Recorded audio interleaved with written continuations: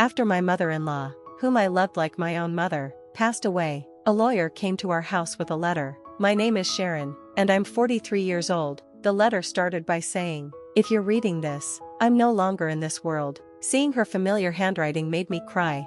My father-in-law died when my husband and I were still young, and there were no close relatives left in his family. My husband and I didn't have children, but we lived happily and modestly with my mother-in-law. We had a great relationship. My husband often said we were like mother and daughter. Sadly, my husband passed away from cancer last year, leaving just my mother-in-law and me. Then, unexpectedly, she was killed in a car accident. The circumstances of the accident were strange. She was found collapsed on a road in a city she didn't belong to, and her bag was missing. The police are looking into the accident, but I was too shocked to answer their questions. I struggled to deal with the sudden loss of my mother-in-law. My husband's illness lasted a year, and we had time to grieve together, but now, with her gone, I felt incredibly lonely. My own parents had died of cancer, and my brother lived far away with his family. It was hard to reach out to my old friends since they were busy raising their kids. Then, a man claiming to be a lawyer called me. He sounded like he was in his 70s, around my mother-in-law's age. He apologized for not reaching out sooner and said he needed to give me something important. I wondered if it was a letter from my mother-in-law. I had never heard that she was in contact with a lawyer, and I worried it might be a scam, but I decided to meet him just in case. The letter continued, "I know this is a surprise, but please listen. There is danger coming your way. Believe me and run away immediately." As I read the letter, I looked at the lawyer sitting across from me and asked, "Do you know what this letter says? Was my mother-in-law in danger?" The handwriting was definitely hers. I recognized it right away, but the content didn't make sense to me. The situation felt so strange it seemed like a bad joke.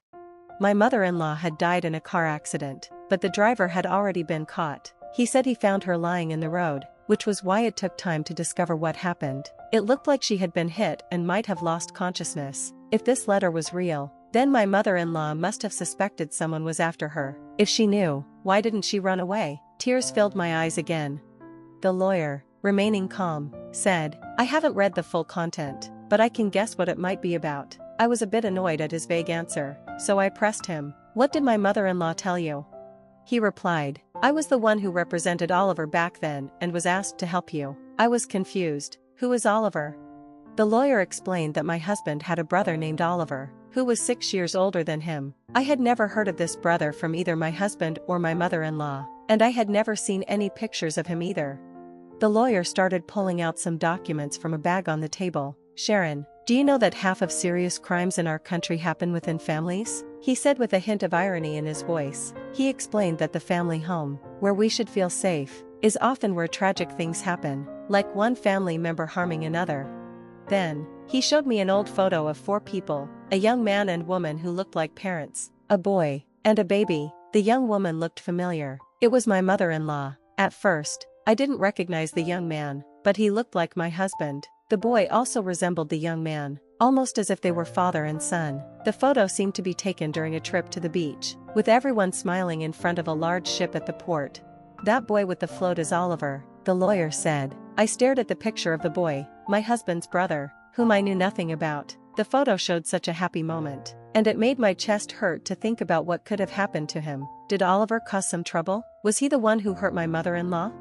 The lawyer explained that this incident must have happened over 17 or 18 years ago, since my husband and I dated for 15 years before we got married. It seemed strange that I had never heard about any of this.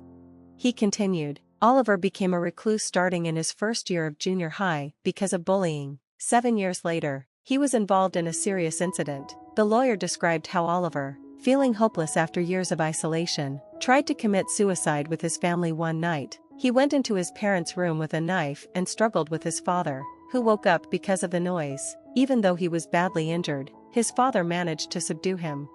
During the fight, my husband, who was just 14 at the time, heard his mother scream and called the police. The sound of sirens and ambulances disrupted the normally quiet neighborhood. At that time, issues like social isolation and mental health were often in the news, and the media sensationalized stories about reclusive kids plotting violence. I had heard news like that before, but I didn't realize it could be about my husband's family. Their story was different. The family couldn't handle the rumors and ended up moving multiple times, almost like they were fleeing. whether it was due to the father's severe injuries from the incident or the stress afterwards. My father-in-law passed away a few years later. My mother-in-law and my husband changed their names back to her maiden name, and they were finally able to lead a normal life in their new home. In situations like this, where a family member is both the victim and the perpetrator, it's hard to express emotions fully. You can't completely hate or blame anyone involved. It's all very confusing. If you suddenly find yourself in such a complicated situation, living under public scrutiny with rumors and criticism is incredibly hard. I hope you can understand the feelings of the deceased who couldn't talk to you, the lawyer said. I was speechless, overwhelmed by how harsh it all was. I had never thought about what happened to families after such an incident, but life continues as long as they are alive. The in-laws must have seen Oliver as their beloved child. The photo of Oliver I saw had a smile, just like my husband's, but he had some issues that couldn't be fixed, leading to a terrible tragedy later. Oliver was sentenced to prison for his actions.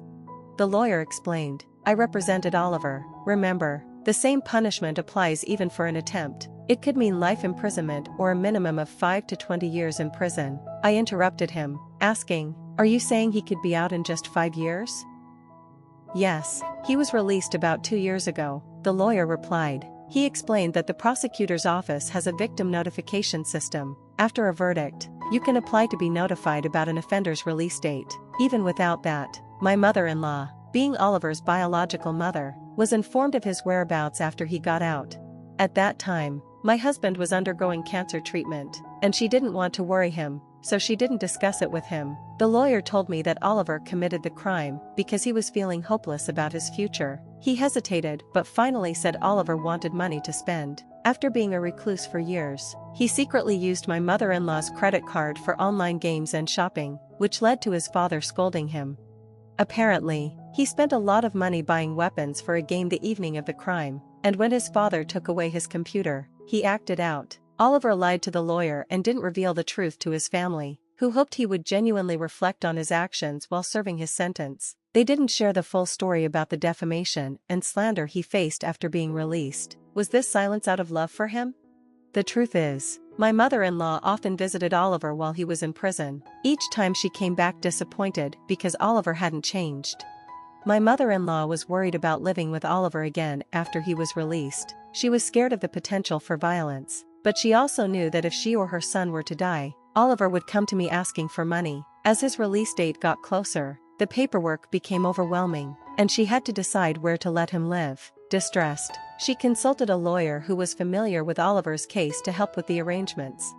I learned that 2 years ago, my mother-in-law had been helping Oliver by renting an apartment for him and doing his shopping. She had been giving him money from her savings and even some of her retirement funds. The inheritance she expected to receive if her son, my husband, died was being used to support Oliver.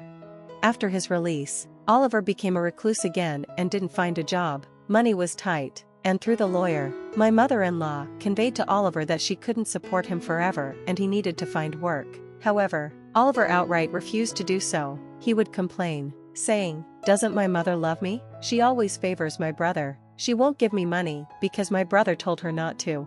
The lawyer explained that, although it may have been an accident, my mother-in-law was still worried that Oliver might cause trouble. He kept insisting on getting more money from her. Oliver became aggressive with the lawyer, asking for details about my mother-in-law's income and her life, as well as those of his father and brother. Fortunately, the lawyer believed that Oliver didn't know our address, but I was still worried since his apartment was close to where my mother-in-law had died. Then, suddenly, the doorbell rang. The only visitor I expected was the lawyer. "Excuse me for a moment," I said, stepping away to check the peephole. My heart dropped when I saw a man who looked a lot like my husband, holding my mother-in-law's old bag. I quietly retreated to the living room and called the lawyer. "I think it might be Oliver. What should we do? He has my mother-in-law's bag." My voice shook with tension, and I could see the lawyer's expression turn serious. "Call the police right now," he said.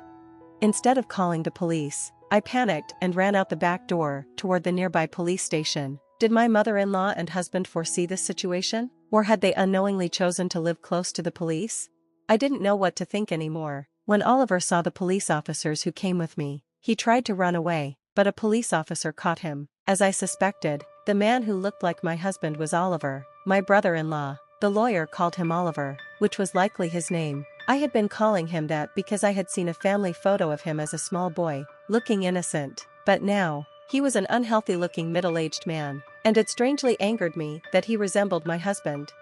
This man had caused so much pain to my mother-in-law and husband. I'm just here to collect my share of the inheritance. It exists, right? Even my younger brother died last year. Hand over my inheritance, he shouted, ignoring the police officer's questions. I was furious.